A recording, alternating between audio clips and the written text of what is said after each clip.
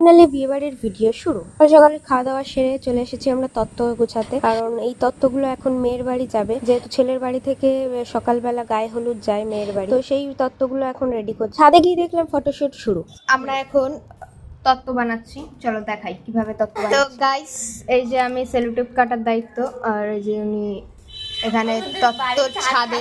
বাড়ির ছাদ খারাপ হয়ে গেছে, বৃষ্টি পড়ছে, তাই আমরা টেপ লাগাই। আমরা ইন্দ্র সিং বাহুবলী।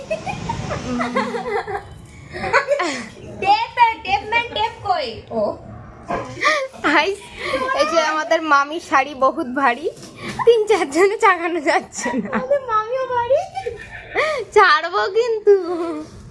তাও মামি ধরি না, তার ভালো করে ধর ভাইরাল হয়ে গেলাম। এই ভিডিওটার পর হয়তো ভাইরাল হয়ে গেলাম, ওর মামির কাছে ভিডিওটা পৌঁছে গেল। জিনিস দেখবে, দেখো কত সুন্দর সুন্দর মিষ্টি। দেখো উল্টো নাকি এটা, তাই নিয়ে খুব প্রবলেম। যাই হোক, এই মিষ্টিটা খুব সুন্দর। এটা যাই হোক, কাপকেক মাফিন, মফিনস রাখ। শাড়াও গাইস, একটা করে মেরে দিয়ে রয়ে গেছে, এটা ভেটকে গেছে।